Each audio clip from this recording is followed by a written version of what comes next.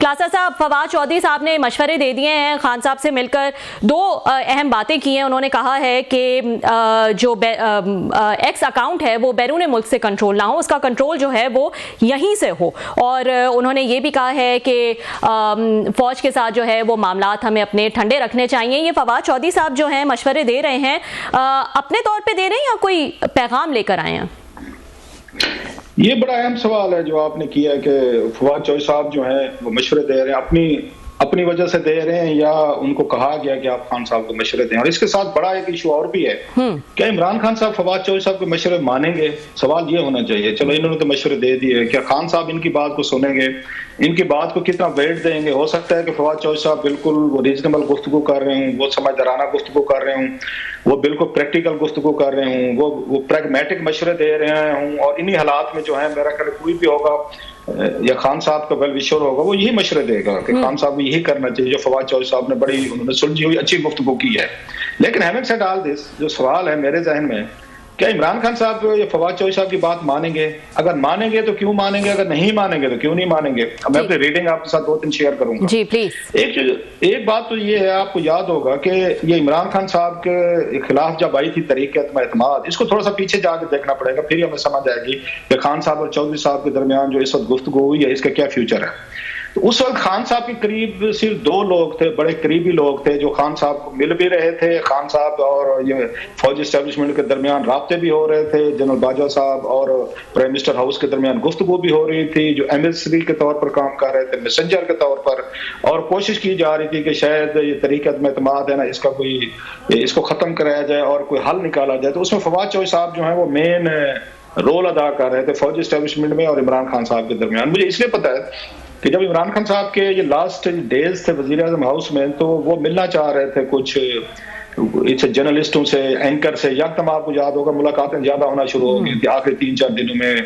Journalist बुलाए जा रहे हैं, सहाफी बुलाए जा रहे हैं, यूट्यूबर्स बुलाए जा रहे हैं और उनसे गुफ्तगू हो रही है। तो मुझे और आमिर मतीन साहब जो है हमें भी बुलाया गया था वहां पर, ये वजीर आज़म हाउस। और अगले दिन हुकूमत खत्म हो गई थी, एक दिन पहले की बात है, हम मिले थे। तो वहां पे बहुत सारे वजीर भी बैठे थे, खान साहब भी बैठे थे, और तो वहीं पर गुफ्तगू हुई। और जब बात हुई तो मेरा ख्याल आमिर मतीन साहब ने पूछा या किसी और ने कि जनाब कि आपकी जो फौजी एस्टेब्लिशमेंट के साथ कोई बातचीत हो रही है, क्या नतीजा हुआ, कहाँ तक पहुंची खान साहब के दरमियान गुफ्तगू में? तो उन्होंने फवाद चौधरी साहब की तरफ इशारा किया कि जनाब ये फवाद चौधरी साहब ये सारी चीजें हैंडल कर रहे हैं। और उनकी मुझे लगा इससे खान साहब से कि शायद फवाद चौधरी साहब उस तरह का ब्रेक थ्रू नहीं कर पा रहे थे। और खान साहब थोड़ा सा, उन्होंने क्या कहना चाहिए, कोई माइल्ड सा लफ्ज मैं ढूंढ रहा हूँ, उन्होंने थोड़ा सा तंज भी किया फवाद चौधरी साहब के, ये बैठे हुए ये कोई बातचीत कर रहे थे फौजियों से या इस तरह की चीजें हो रही थी। सो इतने करीब थे खान साहब के फवाद चौधरी साहब के, पूरी फौजी एस्टेब्लिशमेंट जो है वो खान साहब के जरिए ही इमरान खान साहब के वो हो रही थी चीजें। और खान साहब उस वक्त जो बात वो किसी के सुन रहे थे, मान रहे थे, वो फवाद चौधरी साहब की मान रहे थे। एक और साहब भी थे, उनके मशवरे भी शामिल थे। लेकिन फवाद चौधरी साहब, आपको याद हो, इनको उन्होंने फौरी तौर पर खान साहब ने इनका पोर्टफोलियो चेंज करके इनको उन्होंने वजीर कानून बना दिया था। ये लॉ मिनिस्टर भी बन गए थे। ये जो हुकूमत का आखिरी दिन था उस दिन ये लॉ मिनिस्टर थे फवाद चौधरी साहब जो हैं। इतने करीब थे खान साहब को, इन पे ट्रस्ट कर रहे थे कि फवाद चौधरी साहब जो मशवरे हैं वो डिलीवर करेंगे। अब वो मशवरे क्या थे जो बाद में खान साहब ने उनको, हामिद खान साहब ने हमारे 1-2 दफा शो में कहा था, खान साहब ने बाद में बड़े पछताए, उन्होंने हामिद खान साहब को लाहौर में बताया जब ये हुकूमत से निकल गए कि मुझे कुछ लोगों ने मशवरे दिए थे, गलत मशवरे दिए थे, मुझे उनके मशवरे नहीं मानने चाहिए थे। अब उन्होंने नाम नहीं लिया, बट इट वाज ऑब्वियस कि खान साहब के कौन करीब थे। अब उनको जो उस वक्त बताया गया था वो यही बताया गया था कि आप जो है 2-3 काम करें। एक तो ये करें कि जो तहरीक-ए-एतमाद आई हुई है इस पे वोटिंग नहीं होनी चाहिए, इसकी रूलिंग बना ली थी। और फवाद चौधरी साहब ने वहां पर हाउस में खड़े होकर, मैं भी वहां मौजूद था और भी बहुत सारे साफी थे, तो इन्होंने बड़ी एक धुआंधार किस्म की तकरीर की थी। बहुत, अगर वो किसी वक्त वो निकाल के देखें तो बहुत सख्त इन्होंने तकरीर की थी। और अपोजिशन के लोगों को बड़े इन्होंने मतलब मुल्क दुश्मनी के एजेंट के और बला चीजें जो है ना इन्होंने कही थी वहां पार्लियामेंट के फ्लोर पर खड़े होकर। और इन्होंने ये कहा था कासिम सूरी साहब को कि आप इस मोशन को, इस पे वोटिंग नहीं करानी, आपने इसको रिजेक्ट कर देना, क्योंकि ये मुल्क दुश्मनों की तरफ से है, बैर से रजीम चेंज कराने वाले हैं, अमेरिकन इन्वॉल्व है, फलां इन्वॉल्व है, लिहाजा लीगली कानूनी तौर पर हम इस पे वोटिंग ही नहीं करवाते। और उन्होंने वो डिसमिस करवा दी कि वोटिंग ही नहीं हुई उस पर। उन्होंने इसको कहा जनाब कि ये इस काबिल ही नहीं है कि इस पे ये वोटिंग हो जी। उसके नतीजे ये निकला कि जो ही वो डिसमिस हुई या उन्होंने डिसमिस कर दी स्पीकर साहब ने, तो इस पर इमरान खान साहब ने हुकूमत तोड़ दी। डिजॉल्व कर दी। अब ये मशरे वही थे, मैं वही बता रहा हूँ, वहां से चले थे। उन्होंने कहा हुकूमत तोड़ देते हैं और खान साहब जो है वो निगरान वजीर आज़म बन के खुद बैठ जाएंगे, खुद आपको जब तक नया प्राइम मिनिस्टर नहीं बनता निगरान, तो उस वक्त खान साहब देखेंगे। उसके बाद आपको पता है जो कुछ हुआ, वो इशू जो है वहां तक गया, फिर उस पर अगेन वोटिंग भी हुई, खान साहब को फिर वो जाना भी पड़ा, शहबाज शरीफ साहब एंड कंपनी वगैरह जो है वो भी सारे दोबारा आ गए थे। फिर जो अगला फैसला था वो सुप्रीम कोर्ट में चला गया इशू मामला, जो वो भी हमने देखा। अगला जो इशू अहम था, जो और ब्लंडर मारा गया मेरा ख्याल है पीटीआई की तरफ से, जिसको बाद में माना इन्होंने, वो था इन्होंने वहां पार्लियामेंट से इस्तीफे दे दिए। अब 160 की अपोजिशन है यार, खुदा का खौफ करें, 2 वोटों पे या 1 वोट पे शहबाज शरीफ की हुकूमत खड़ी हुई। और बाद में जनरल बाजवा साहब ने भी कहा था जी, मैंने भी इमरान खान को कहा इस्तीफे मत दें, किसी वक्त भी आगे पीछे हो जाते हैं लोग, पार्लियामेंट में चलता रहता है। अभी फ्रांस में देख लें, अभी फ्रांस में यही हाल है जो पाकिस्तान का उस वक्त था। फ्रांस में 2-3 वजीर आज़म वहां बदले जा चुके हैं, वहां वजीर आज़म नहीं मिल रहा, वहां इशू चल रहे हैं पार्लियामेंट के अंदर। तो सम टाइम हो जाता, इटली में कई दफा हुआ, जापान में हुआ, हमने देखे कि डेमोक्रेटिक ये पार्लियामेंट में चीजें होती रहती हैं। आप वेट कर लेते हैं 6 महीने साल बाद, फिर मौका मिल जाता है। खैर, जो सबसे बड़ा इनका ब्लंडर था, चलो हुकूमत तोड़ दी, वोटिंग नहीं होने दी, वो सारी अपनी जगह पे। जो पार्लियामेंट से इन्होंने इस्तीफे दिए जब पार्लियामेंट रिस्टोर हुई थी, वो सबसे बड़ा ब्लंडर था इनका।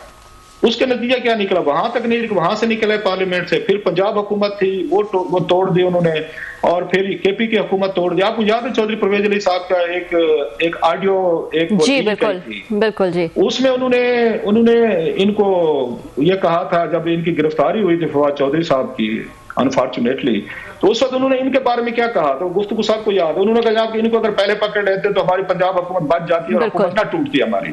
उन्होंने इनको ब्लेम किया था, फवाद चौधरी साहब को ब्लेम किया था कि ये खान साहब को जो है ना उनके कान भरते रहते हैं। और उन्होंने हमाद अजहर साहब को भी कहा था, बाद में सामने आया कि ये खान साहब के करीबी हैं, खान साहब इनकी बात में बिलीव करते हैं और इनके मानते हैं। तो वो पहले पंजाब हुकूमत तोड़ी, फिर केपीके तोड़ी, फिर मतलब अपनी हुकूमत तोड़ी इस्लामाबाद में, और फिर उसमें ये उसके बाद इस्तीफे दे के निकल गए। जो आपकी 70-80% पाकिस्तान की हुकूमत थी, गिलगित जेके, आपका पंजाब, केपी, वो सारी उठा के आपने मुखालफों को दे दी, जिसने दे दी। इनका ख्याल था जनाब कि ये आके आइन के तहत इलेक्शन करवाएंगे। इस मुल्क में जितने आइन की ये कदर की जाती है हम सबको पता है, बिल्कुल आइन पे कदर होने, कानून पे, लेकिन आप लोग आइन और कानून वाले हैं सारे में, सबकी बात कर रहे हैं। तो नतीजा ये निकला कि अभी 1.5 साल पड़ा था परवेज अली साहब की हुकूमत का। इनका प्लान बन गया कि हम पहले इलेक्शन करवा लेते हैं, यहाँ 14 मई वगैरह को होने थे, और हम यहाँ पंजाब से इलेक्शन जीत के, हमारी पॉपुलैरिटी है, हम फिर जब यहाँ नेशनल या इलेक्शन अक्टूबर में होंगे तो हमारी तो पंजाब में हुकूमत होगी, वहां पर नया इलेक्शन नहीं होने। हम वहां से आपकी नेशनल असेंबली की 140+ सीटें आराम से हम 11 सीटें लेके और इमरान खान साहब दोबारा वजीर आज़म बन जाएंगे। ये इनकी स्ट्रेटेजी थी। एक इनकी स्ट्रेटेजी थी जो ठीक थी, मेरा ख्याल ठीक होगी, मैं ये नहीं कह रहा। नतीजा क्या निकला, आपके मुखालफिन के पास भी स्ट्रेटेजी थी, हम नहीं मानते, उन्होंने अदालत के हुक्म नहीं माने, उन्होंने आइन नहीं माना, कानून नहीं माना। सो आपने बैठे बिठाए अपनी हुकूमतें आपने तोड़ी, अपनी पार्लियामेंट आपने तोड़ी, आपने पार्लियामेंट से निकले, पंजाब हुकूमत तोड़ी, जहाँ 1.5 साल उठा के मोहसिन नकवी को आपने बिठा दिया अपने ऊपर, और उसने पूरी तमाम की पार्टी को जेल में डाल दिया। वो अगर जमान पार्क पे हुए, अगेन उन्होंने ऑपरेशन किया, उन्होंने चौधरी परवेज अली साहब के घर पे किया, लोग पकड़े। मतलब जो पार्टी हुकूमत में थी, 1 हफ्ते बाद पूरी पार्टी इन्होंने खुद उठा के हुकूमत दे के ये जेल में जा बैठे। ये स्ट्रेटेजी थी। और वो उसका एक जवाब क्या देते हैं, कभी चौधरी साहब से मेरी कई बात भी हुई, मेहरबान है हमारे, तो मैंने कहा, उन्होंने कहा नहीं जनाब आप ये देखें, वो टीवी पे भी कहते हैं कि मेरे इन मशरूम से पंजाब हुकूमत तोड़ी या सम्मेलन तोड़ी या जो किया, ये पीटीआई बड़ी पॉपुलर होगी, वोट बैंक बढ़ गया है। इसको बहुत ऑन करते हैं वो अपने इन मशवरों को, और वो कहते हैं कि इसकी वजह से जो है वो बहुत पॉपुलैरिटी में इजाफा हुआ पीटीआई की। अच्छा, मसला ये कि बिल्कुल इजाफा हो, चॉइस सब ठीक कह रहे हैं, बट एट व्हाट प्राइस? वो प्राइस भी तो होती है ना, मतलब फेम, जैसे कहते हैं फेम हैज अ प्राइस, जो मशहूर लोग होते हैं उनकी भी प्राइस होती है ना। आपने ये मशवरे दिए खान साहब को, उन्होंने माने आपके। अच्छा, खान साहब के भोले बच्चे तो नहीं है कि चौधरी साहब ने कोई उनको जबरदस्ती उन्होंने मशवरे करवा दे। खान साहब के मशवरे पसंद आते थे, उन्हें इसी तरह की चीजें अच्छी लगती थी। सो चौधरी फवाद साहब जो मशवरे दे रहे थे, बाकी 2-3 लोग, वो खान साहब को मिजाज को सामने रख के दे रहे थे कि खान साहब को बातें बड़ी अच्छी लगती हैं, तो बिल्कुल डट जाओ, अगले को दबा दो, लड़ोगे, मरेंगे, डू डई, ये वो। सो ये समझदारी है इनकी। इन्होंने खान साहब का जहन पाड़ के उनको उसी तरह के मशवरे दिए जिस तरह खान साहब सुनना चाहते थे। तो इनका कसूर नहीं है, तो ये खान साहब का था कि वो इसको क्रिटिकली इवेल्युएट करते हैं, ठीक है, मशवरे मुझे कहां लेके जाएंगे। तो ये बताएं ना क्लासरा साहब कि अब फवाद चौधरी साहब ने जो मशवरा दिया वो कोई ऐसा अनोखा मशवरा तो नहीं है। जो पीटीआई की क़यादत यहाँ पर है, जो काम कर रही है, दिन रात आके मीडिया से भी बात करती है, हर तरफ से वो मुज़ाकरात की भी कभी कोशिश करते हैं, तो खान साहब क्या उनकी बात नहीं सुनते और उनकी बात पे कोई कान नहीं धरते क्योंकि अपनी सोशल मीडिया टीम के हवाले से बात हो या फिर फौज से ताल्लुकात बेहतर करने की और कशीदगी कम करने की बात हो, तो ये तो यहाँ जो क़यादत है वो खान साहब से मुलाकात करती है रेगुलर बेसिस पे, यही मशवरे देते होंगे। वो भी इन चीज़ों से परेशान है। हम जानते हैं कि वो मुज़ाकरात की कितनी कोशिश कर रहे हैं। तो ये कहना कि हमने सिविल नाफरमानी जो है वो अचकज़ई के कहने पे जो है वो मुलतवी कर दी है या फवाद चौधरी साहब जो हैं वो जाके ये मशवरे दे रहे हैं, तो क्या खान साहब जो हैं, जो क़यादत है उस पर ट्रस्ट नहीं है, उनके मशवरों को नहीं कान धरते? वो खान साहब की हम सबको पता है, सिर्फ उन्हीं लोगों का मशवरा वो सुनते और मानते हैं जो उनके मिजाज का, ये इंसानी मिजाज भी है, मेरा और आपका भी होगा। मैं भी वही मशवरे सुनता हूँ जो मेरे मिजाज के मुताबिक होते हैं। मेरे मिजाज के खिलाफ कोई मशवरा देगा मैं भी नहीं सुनूंगा। हमारे सुनने वाले जितने भी बैठे, बहुत कम लोग होते हैं, वेरी एक्सेप्शनल, कि उनको मिजाज के खिलाफ कोई मशवरा दिया जाए और उन्हें अच्छा लगे और वो मान के कर, वेरी फ्यू, वेरी ब्लेस्ड कि वो करेंगे। लिहाजा उसके लिए बड़ी जहानत और बड़ी समझदारी, बुर्दबारी चाहिए होती है कि यार कि मशवरा आपको अच्छा भी नहीं लग रहा लेकिन आपका ख्याल है कि इससे कोई अच्छी बेहतरी निकल सकती है, तो मुझे मान लेना चाहिए। तो इमरान खान साहब को उनका तमाम कल आउट, भाई इनसे दोस्त हमारे भी रहे, तर्जमान इनके बहुत सारे थे, जानने वाले थे, तो मैं उनसे बातचीत कभी होती थी, आपकी भी होती होगी, सब जर्नलिस्टों की होती है। वो कहते थे कि जिस दिन खान साहब को किसी ने उनकी मर्जी के अगेंस्ट कॉमेंट कर दिया है तर्जमानों की मीटिंग में, 36-40 तो तर्जमान होते थे, पहले एक मीटिंग प्राइम मिनिस्टर हाउस में अलग हो रही है सोशल मीडिया से, फिर बनी गाला जाते थे, वहां शाम तक चलती रहती। उन दिनों का काम ही 2 हो रहे होते थे, आपको पता होगा। 2 घंटे की अगर कैबिनेट की मीटिंग हुई है तो उसके बाद प्राइम मिनिस्टर हाउस में बैठकर सोशल मीडिया या टीम जो है उसके साथ वो 3-4 घंटे उनके साथ मीटिंग हुई कि आज क्या पॉलिसी बनानी है, किसको रगड़ा लगाना है, किसको बुली करना है, किस पे ट्रेंड चलाना है, किसकी ऐसी तैसी करनी है, वो सारा पहले तय होता था। फिर जाए बनी गाला चले जाते थे और वो टीवी पे खबरें चलना शुरू हो जाते थे कि खान साहब ने अपने तर्जमानों का इजलास बनी गाला बुला लिया। 4-6 घंटे वहां पे बैठे होते थे यही तर्जमानों की मीटिंग। तो मैंने किसी से पूछ लिया, मैं कि क्या गुफ्तगू होती है वहां पे? उसने कहा जो खान साहब चाहते हैं वही गुफ्तगू होती है, और जिसने कुछ जुर्रत कर ली थोड़ी सी पार्टी लाइन से हट के बात करने की तो अगले दिन उसको नहीं बुलाया जाता था। तो बड़ा जरूरी था कि आपने पार्टी लाइन लेनी है, खान साहब की बात सुनी और खान साहब जो मशवरे, खान साहब को वही मशवरे दें जो खान साहब को अच्छे लगते हैं। सो फवाद चौधरी साहब की ये कामयाबी है और 1-2 और लोगों की, खान साहब को वही मशवरे दे रहे थे जो खान साहब सुनना चाहते थे, अगर आपको याद हो। इसलिए इसमें फवाद को नहीं ब्लेम करता, वो ठीक है, एक मशवरा अमानत होता है कि उनको भी वही मशवरे देने चाहिए थे। तो ये प्रैग्मेटिक मशवरे उस वक्त क्यों नहीं दे रहे थे फवाद चौधरी साहब? उन्हें कहना चाहिए था हमें पार्लियामेंट नहीं तोड़नी चाहिए, हमें यहाँ पे वोटिंग होनी देनी चाहिए, हमें पंजाब असेंबली नहीं तोड़नी चाहिए, हमें केपी की असेंबली नहीं तोड़नी चाहिए। ये सारे जो मतलब उन पे अजाब आए हैं वो उस पे ये इन्हीं फैसलों की वजह से हैं।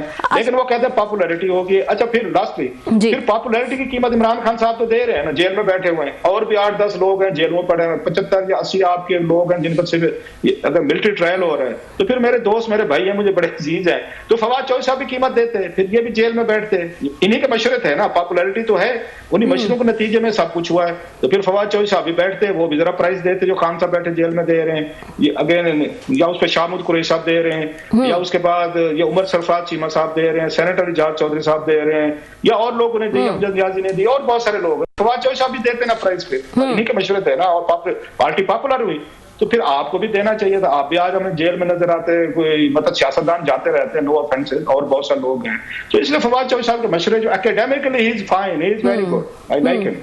अच्छा, लेकिन वो प्रैक्टिकली तौर पर वो चौधरी साहब खुद वो काम नहीं करते जो दूसरों को मशवरे देते हैं। अच्छा, ये सिविल नाफरमानी के हवाले से क्या चल रहा है? ये खान साहब की रोज जो है वो ऐसा लगता है एक नई तारीख पे तारीख आए चले जा रही है। पहले कहा कि 1 जनवरी तक जो है इसको मौखर कर दिया है, उसके बाद जो है वो डिसाइड किया जाएगा। अब कहा जा रहा है कि अगर हमारे दोनों मुतालबात, जिसमें जुडिशल कमीशन बनाना 9 मई और 26 नवंबर पर, और सियासी कैदियों को रिहा करना, ये 2 मुतालबात अगर नहीं माने गए तो संडे से जो है वो ये अनाउंस कर रहे हैं कि ये सिविल नाफरमानी तहरीक शुरू हो जाएगी। अभी अलीमा खान साहिबा भी प्रेस कॉन्फ्रेंस कर रही थी, उन्होंने भी यही बात की और दूसरे लोग भी यही बात कर रहे हैं। तो ये क्या कंफ्यूजन चल रही है? एक दिन कहते हैं मुज़ाकरात, एक दिन कमेटी बनाते, इतने सीरियस नजर आते हैं, फिर कहते हैं सिविल नाफरमानी हम संडे से शुरू कर देंगे। चल क्या रहा है आखिर? मेरा ख्याल इस वक्त इतनी ज्यादा कंफ्यूजन है पार्टी के अंदर। एक तो धड़ेबाजी ने इसको नुकसान दिया है। धड़ेबाजी किसने की? फिर कहेंगे मैं नाम ले रहा हूं या उनको कर रहा हूं। तब इमरान खान साहब ने अपनी पार्टी के उन्होंने बना दिया था इनको चेयरपर्सन बैरिस्टर गौहर साहब को, या सेक्रेटरी जनरल इन्होंने बना दिए थे, उमर अयूब को बना दिया था बाद में उन्होंने, सलमान अकरम राजा साहब। तो उनको पार्टी चलाने देना, उनको फैसले करने दें। आपने अगर मिल रहा है, मतलब इमरान खान साहब ने अगर मिल रहा है, मेरा ख्याल है, मैं भी रहा हूं, इनको सिर्फ अपनी पार्टी के अहदेदारों से मिलना चाहिए था, 2-3 लोगों से। कौन से हो सकते थे? पार्टी के अब चेयरमैन से मिले, सेक्रेटरी जनरल से मिले। आपने पार्टी के वो सेक्रेटरी जनरल और चेयरमैन को आपने अपनी पार्टी में आपने खराब कर जलील करवा के रख दिया। क्यों? उनसे भी मिल रहे हैं और फिर उसके बाद 20 और लोगों से भी मिल रहे हैं। अब जो हर कोई बाहर निकल कर आता है वो अपनी अपनी बीन बजाता है। वो जो फैसले करते थे, बात करते थे, आप उनको ओपनली अगले दिन वो खान साहब जो है उनको अदालत में खड़े होकर उनको स्नैप करते थे, शटअप कर देते थे। एक दिन वो संजानी में जो 4 अक्टूबर को आए थे, अली अमीन गंडापुर साहब आए थे, बड़ी सख्त जबान उन्होंने बयान की थी, तो उस पर अगले दिन सहाफियों ने एहतजाज किया और उन्होंने प्रेस गैलरी का बैकआउट किया। तो उमर अयूब और ये गए थे वहां पे, बैरिस्टर गौर साहब, इन्होंने माजरत कर ली, बंदा कर लेता है जनाब कि हीट ऑफ इमोशन में अली गंडापुर साहब ने बातें नहीं कहनी चाहिए थी। अगले दिन पता है खान साहब ने क्या कहा? अब एक पार्टी का सेक्रेटरी जनरल है, दूसरा पार्टी का चेयरमैन है, ज़हन में रखिएगा, जिनको खान साहब ने खुद बनाया है। उन्होंने कहा ये तो बुज़दिल लोग हैं जो अगेन जो माफिया मांगते फिर रहे हैं ना मेरी पार्टी के लोग, ये बुज़दिल लोग, इन्हें पार्टी छोड़ देनी चाहिए। ये अपनी पार्टी चेयरमैन के बारे में, सेक्रेटरी जनरल के बारे में कह रहे हैं। अब बताएं जरा, आपने अगर कहनी भी है बात तो उनको वहीं पे बुला के कह देते कि यार इस तरह की गुफ्तगू नहीं करनी। हमारा पार्टी वर्कर बड़ा खुश होता है अगर हम गाली गलौज करें, हम तुन के रखें, तो हम अपने मुखालफिन की ऐसी तैसी करते हैं, वो बड़ा खुश होता है। हमारा सोशल वर्कर है, सोशल मीडिया हमारी टीम है, तो तुम लोग ना बिल्कुल साफ गुफ्तगू नहीं करनी, माजरत सॉरी बिल्कुल नहीं करनी, आपने दबा के रखनी है किल्ली और बिल्कुल 180 में जाने, तो उनको अकेले बता देना। उनको आपने इतना एम्बैरेस किया। और मेरा ख्याल है उसी वक्त अगर एक पॉलिटिकल डिग्निटी का तकाजा था, उमर अयूब को और बैरिस्टर गौर को छोड़ देनी चाहिए थी पार्टी, छोड़ देते। जब खान साहब ये कह रहे हैं ऐसे बुज़दिल लोग मुझे नहीं चाहिए, या फिर बाद में जब उन्होंने बातें की थी, मुझे पता है पार्टी के आप सदर को और पार्टी के ये सेक्रेटरी जनरल को क्या कहा था बुशरा साहबा ने, जब ये उस 26 उसके बाद गए हैं नवंबर के बाद, सलमान अकरम राजा ने जी नाराजगी का भी, राजा को हम वहाँ हामिद रजा साहब थे, आपकी सुन्नी काउंसिल इत्तेहाद के चेयरमैन है, बहुत बड़ी आपकी पार्टी के पार्टनर रहे हैं, उन्होंने आपको मुश्किल टाइम में उन्होंने आपको संभाला। और दीगर लोगों को आप कह रहे हैं ये, अब मैं अल्फाज ही नहीं कहना चाहता वहां पे कि इतने मोअज़्ज़िज़ लोग हैं कि मैं इनके बारे में कहूं जो उन्होंने अल्फाज कहे थे बुशरा साहबा ने। और खान साहब ने कहा नहीं बुशरा साहबा ठीक कह रहे हैं, क्या उन्होंने कोई माजरत की? क्या उन्होंने कोई उनको कहा कि पार्टी का मेरा सेक्रेटरी जनरल है, पार्टी का मेरा ये प्रेसिडेंट है या मेरा या चेयरपर्सन है? तो इनको भी दाद देनी चाहिए। सलमान अकरम राजा साहब को, बैरिस्टर गौहर साहब को, शरीफ लोग हैं, पढ़े लिखे हैं, फॉरेन क्वालिफाइड है, नाम है। आपने ये गालियां खाने के लिए सियासत करनी थी कि कभी खान साहब आपको वहां पे आपकी ऐसी तैसी कर देते हैं और कभी उनकी बेगम साहब है वो आपको गालियां देती हैं। आप पार्टी के चेयरमैन बने हुए हैं, सेक्रेटरी जनरल बने, वाह वाह जी कोई बात नहीं, खैर है, गालियां खा के बेमजा भी ना हुआ। तो खान साहब ने अपनी पार्टी को इस लेवल पे वो जलील किया हुआ है उन लोगों को। अच्छा वो ओहदों के लिए खड़े हुए हैं, खान साहब को पता है कि ये मेरी मोहब्बत में नहीं है, इनको नजर आता है लोग मेरे साथ हैं, मुझे वोट पड़ता है, मैं एक सेलिब्रिटी हूं, मैं एक बिग गन हूं, इनको ओहदे चाहिए, एमएनए बनना है, सेनेटर बनना है, इन्होंने वजीर बनना है, पार्टी के ओहदे चाहिए, टीवी पे आना है, यूट्यूबर्स हैं, इनके नाम आते हैं, पैनल्स में बैठते हैं, मेरी वजह से हैं। लिहाजा इनको गाली दूंगा, इनको स्नैप करूंगा, शटअप दूंगा, मैं दूंगा। बुशरा साहब बताएं कि इन्होंने कहीं नहीं जाना। तो जब खान साहब तो किसी की नहीं सुनते, आप कह रहे हैं अपने पार्टी के लोगों की वो सुनेंगे, इनकी जरूरत ही नहीं है कि खान साहब को ये मशवरा दें। लास्टली अगर सुनना था इन्होंने मशवरा खान साहब ने, बुशरा साहबा ने, तो फिर 24 नवंबर को सुन लेते। बिल्कुल खान साहब ने माननी थी, उस दिन तो कहा था संजानी में बैठ के सबने कहा था, उसने बैरिस्टर गौर ने, उसने कहा, बैरिस्टर सैफ ने कहा है, फिर ये बैरिस्टर गौर साहब ने कहा है, फिर उसके बाद मेरा ख्याल है शेर अफजल बरवत साहब ने कहा, साहब ने कहा संजानी बैठते हैं। खान साहब नहीं माने, बुशरा नहीं मानी। तो आपका क्या ख्याल है, वो इस पे मानेंगे खान साहब की? खान साहब जो बात उन्हें खुद समझ में आ जाए तो वो पार्टी का कह देते हैं जी मैं पार्टी के कहने पे कर रहा हूँ। जो बात वो खुद करना चाहते हैं वो पार्टी को वो सींगों पे रखते हैं, वो हमने देख लिया। तो ये बताइए, बार बार इनकी ये एक्स अकाउंट की और सोशल मीडिया टीम की बात होती है क्लासरा साहब, तो ये जो इतनी एग्रेसिव इनकी सोशल मीडिया टीम है और इतने एग्रेसिव वहां से ट्वीट्स आते हैं एक्स पर, ये खान साहब जो हैं वाकई अपनी सोशल मीडिया टीम के होस्टेज हो गए, या फिर क्योंकि उनको भी ये एग्रेसिव अप्रोच पसंद है तो वो कहते हैं चलता रहे जिस तरह चल रहा है, गुड कॉप बैड कॉप खेलते रहे? एब्सोल्युटली कोई गुड कॉप बैड कॉप नहीं है यहाँ पे, नहीं है as far as social media is concern, कोई गुड कॉप बैड कॉप नहीं है, एब्सोल्युटली नॉट। मुझे नहीं लगता कहीं पे। रीजन मैं आपको एक दो मिसालें देता हूँ। एक तो खान साहब के जहन में ये बात बैठ चुकी है कि हमने जितनी भी यहाँ पॉपुलैरिटी ली और अपने दुश्मनों को हमने धूल चटाई है, बट्टी चटाई है और उनकी ऐसी तैसी की है, ये सोशल मीडिया टीमों की वजह से हुई है। हमने जिस तरीके से सोशल मीडिया का इस्तेमाल किया हमारे मुखालफिन नहीं कर सकते, हमने नौजवानों को मोबिलाइज कर दिया, नौजवानों को अगर दिलों में नफरत डाल दी है, सियासत के लिए, सियासतदानों के लिए, मीडिया के लिए, एस्टेब्लिशमेंट के लिए, सारे बिके हुए हैं, सारे चोर डाकू जो सारा कुछ है। अब उस नेगेटिव इतना कामयाब है कि खान साहब पॉपुलर हैं और खान साहब इसी चीज में बैठे हुए हैं कि हम पॉपुलर हैं। जो मेरा ख्याल है आप जैसे कुछ लोग होंगे कि पॉपुलरिटी को कैश कराया जाता है पावर में आने के लिए। आप कोई फरिश्ते नहीं है, आपके रेडिकल्स नहीं है, आपकी आप कोई रिफॉर्मिस्ट नहीं है, कोई आपने कोई सोसाइटी में कोई मुल्कों में कोई रिफॉर्म नहीं कर, आप कोई पावर चाहिए, आप भी एक तरह का इक़्तिदार चाहते हैं। जब इक़्तिदार की पॉलिटिक्स का तरीका ये होता है कि जब आप पावरफुल हो जाते हैं फिर उसको कन्वर्ट करते हैं, इसमें अपने इक़्तिदार में आते हैं, पॉपुलैरिटी को। एक चीज। दूसरी चीज ये है कि खान साहब की यही ही सोच है जिसको ये रिप्रेजेंट कर रहा है उनका सोशल मीडिया, उनकी social media team. Don't blame the messenger. जो लोग खान साहब का ये ट्विटर अकाउंट हैंडल कर रहे हैं, आई वोंट ब्लेम देम। ठीक, ये तो वही वाली बात है, टू किल और शूट ए मैसेंजर। वो खान साहब की क्लियर पॉलिसीज हैं, क्लियर उनको डायरेक्शन हैं कि तुम लोगों ने इसको कैसे यूज करना है, अपनी टीमों को कैसे यूज करना है, अपने ओहदेदारों ने आपके क्या बयान देना है। बात तो ऐसे भी है, मैं बताऊंगा आपको, बड़े पार्टी के लीडर हैं जिनके अकाउंट्स के ये जो है पासवर्ड वगैरह, अकाउंट्स की ये पोजेशन जो है वो कुछ ये सोशल मीडिया टीमों के पास है। जैसे इमरान खान साहब, उनको पता भी नहीं होता, बात दफा उनके नाम से ट्वीट्स हो रहे होते हैं और वो इनकार भी नहीं कर सकते। उनको बताया गया है कि भाई साहब आपके ट्वीट्स होने, आपके नाम से होने, आप चुप रहना है। ये इस तरह की चीजें भी यहाँ पे।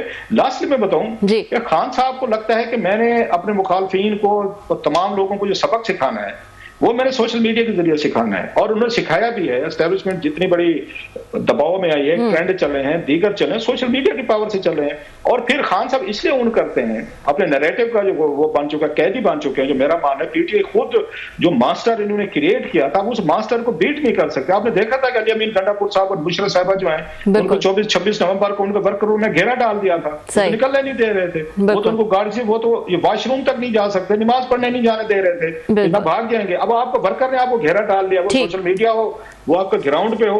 और खान साहब ने एक वीडियो ट्वीट की थी, इफ यू रिमेंबर, 1971 की। जी बिल्कुल। उन्होंने उस वीडियो को बड़ा रिएक्शन है, खान साहब ने नहीं देखी, अभी 6-7 मिनट की थी, बहुत सारी चीजें थी उसमें कंट्रोवर्शियल थी और बड़ी एक्सप्लोसिव। अच्छा, अगले दिन खान साहब ने डिसोन कर दिया। यही कहा गया जी हमें तो पता नहीं, उनकी पार्टी ने खान साहब को ऑपरेट नहीं किया। पहली दफा ये हमें पता चला था कि खान साहब का ट्विटर अकाउंट बैच ऑपरेट हो रहे हैं। तो एक दिन तो उन्होंने ठीक पॉलिसी ली कि यार खान को नहीं पता था। मेरा ख्याल ये बेस्ट स्ट्रेटेजी थी कि खान साहब को नहीं पता हो कि गलती जो भी हुआ।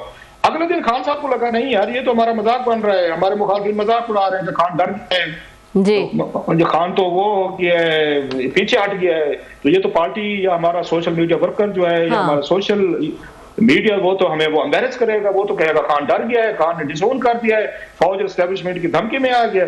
खान ने अगले दिन कहा उसमें ये कोड वो नहीं किया, बिल्कुल मैं किया, मुझे पता था। ठीक। तो जब खान साहब इस बात पे बिलीव रखते हैं कि हमने लड़ भिड़ के ही इक़्तिदार लेना है, हमने बातचीत से नहीं लेना, तो फिर ये सारी चीजें बेमानी हो जाती है। सोशल मीडिया का कोई कसूर नहीं, खान साहब का ज़हन है, उनकी पॉलिसी है, उन्हीं का फैसला है, उनकी सोशल मीडिया टीम है, उसी को एब्सोल्युटली फॉलो करती है।